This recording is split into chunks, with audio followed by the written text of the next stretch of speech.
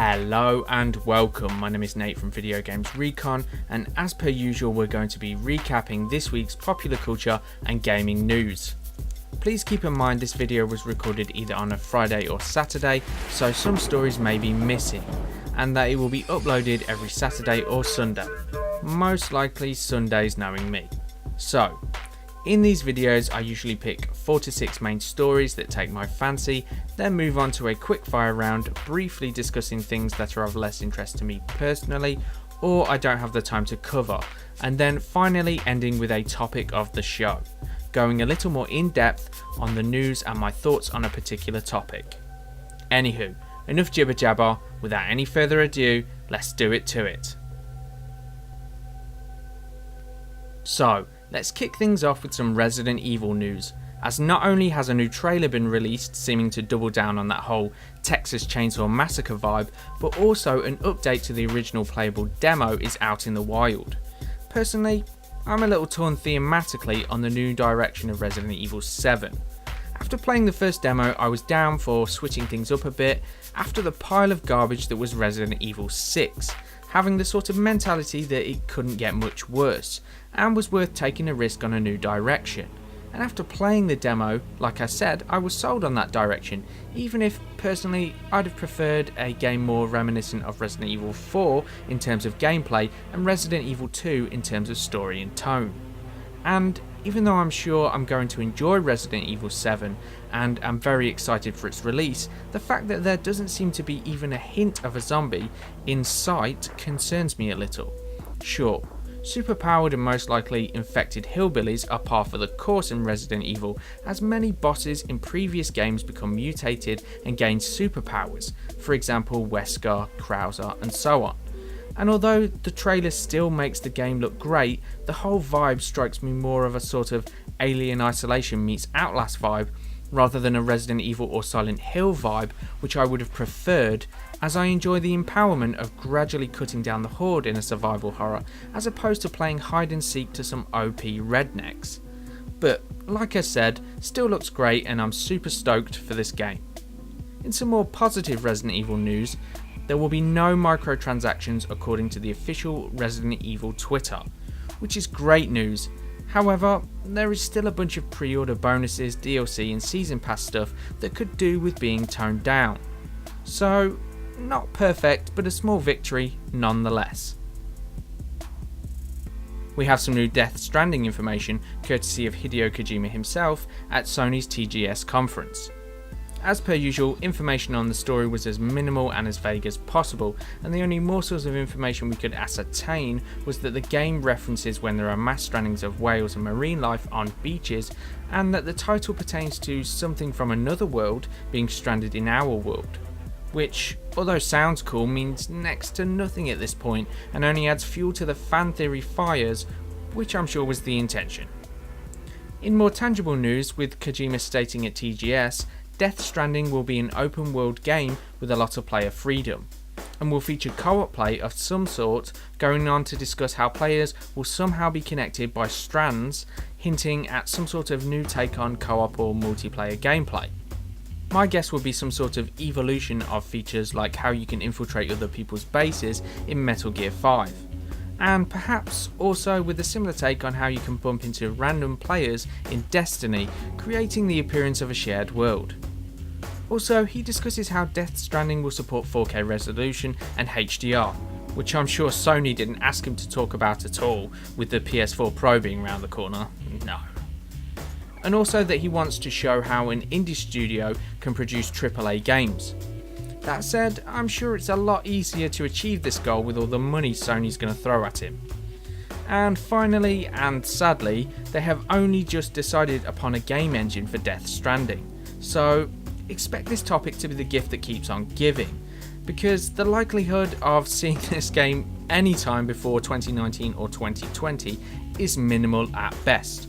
So you'll probably have a PS5 before you have a copy of Death Stranding.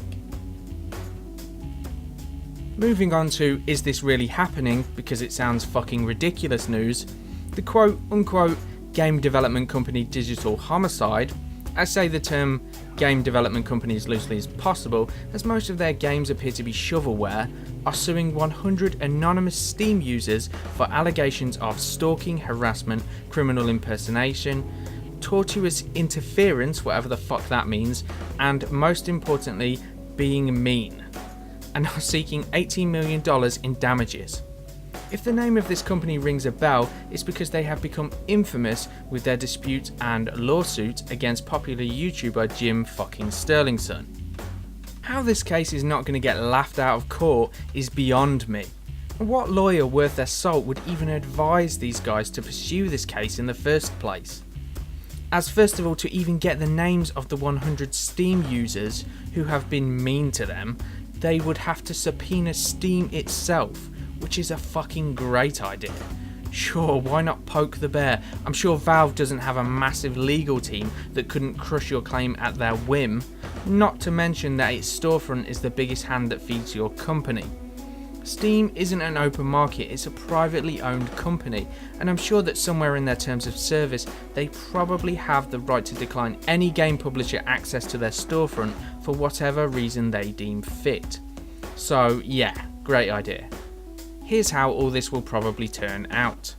The case against Jim Sterling will eventually fail, as he's a video game critic and his job is to criticise games, and as such is protected by law. The case against the 100 Steam users will never even get past the subpoena, as Valve will crush it, and instead Valve will do an internal investigation, potentially disciplining both the users and Digital Suicide for their actions and practices. Sorry guys, you're not going to get 10 million from Jim Sterling, nor another 18 million from some random Steam users who were jerks to you online. First of all, because they don't have that much money, and secondly, because no, just no. And furthermore, how they think this is going to benefit them in any way bemuses me, as this only increases the infamy of their company. The best thing to do would be to go away and spend at least a year developing one game with high production values instead of umpteen million games that are widely regarded as utter shite. That would be the best way to silence your critics. Or failing that, you could just go away. Either or suits me just fine. Sony Shuhei Yoshida appears to be throwing shade at No Man's Sky developers Hello Games in a recent interview, saying that he understands why people are annoyed with Sean Murray in that he promised more features in the game on day one than it had, and that he promised too much for just an indie studio.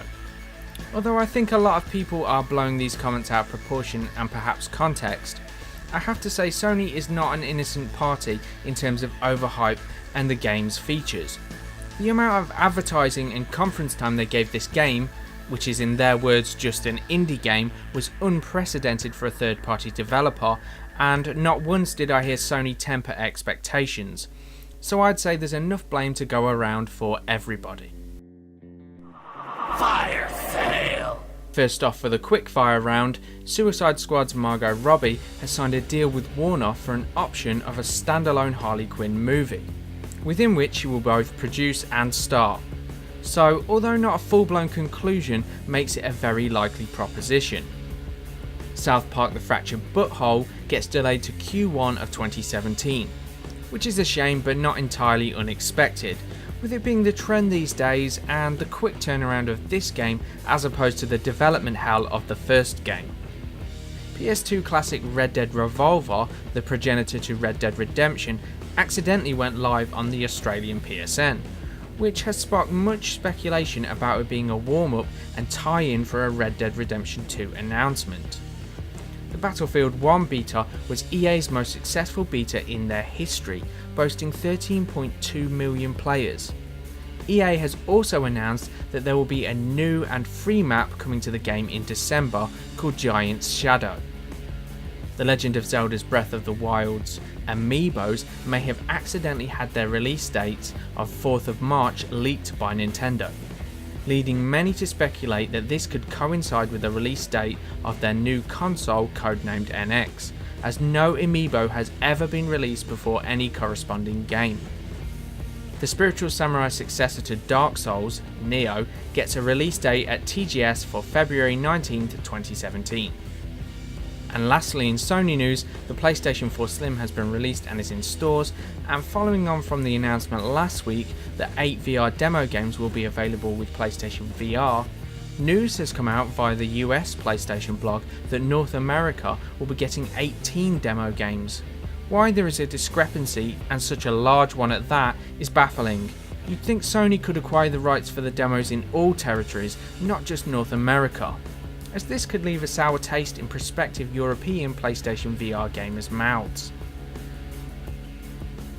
And now it's time for Topic of the show. This week's toss is The Last Guardian, aptly named as it sure as shit will be The Last Guardian, although the delayed Guardian would have been a better name. As Would You Adam and Eve It, a game that has been in development since 2007 has received yet another delay. Well, not me. If you'd have asked me a couple of weeks ago whether this game could get delayed again, I'd have said no way. Not after all the countless delays and resurrections this game has had. It would be an absolute joke to delay it again. But wouldn't you know it, yet another delay for a game that is previewing as mediocre, and could never live up to 10 years of hype and disappointment. At least the other joke that is Final Fantasy 15 has had 3 main tier Final Fantasy games come out during its lifetime, and still has a lot of potential to be great based on what we know. Whereas The Last Guardian is shaping up to only really please the most diehard of Ico and Shadow of the Colossus fans, and more so the former if previews are anything to go by. Which is fine if you're a massive Ico fan, but this game has become more and more irrelevant over the years to the general consumer, and the money that has and will be lost on this game must be through the roof. I don't know why they didn't just cancel this game or just force the developer's hand during the PS3 era, as this game definitely strikes me as a hangover from said era. Not that that's per se a bad thing, but to keep kicking the rotting carcass of this game down the road is just too much. Shit or get off the pot. This must be such an embarrassment for Sony. They've literally had to push it to the last possible moment you can realistically release a game this year, and the kicker is, if it's not ready for release, then I don't see how they could push it again, so if it's a buggy mess, it's gonna be tough shit. This whole thing is just stupid. Why would you even announce it until you are absolutely sure you could deliver that date? It just makes Sony and Team Ico look like a right Mickey Mouse operation. I hope this game is great, and it really does live up to the expectation and is everything fans want while still appealing to the general gamer. But either way, this living meme needs to end one way or another. So, that was my recap of the week's gaming news or points of interest. I'm sure there's a bunch of stuff I'll miss each week, so feel free to post anything you're into that I missed in the comments section for discussion. Anywho, if you enjoyed this video, please like, comment, share and subscribe for more BS of a similar nature. Thank you and goodbye.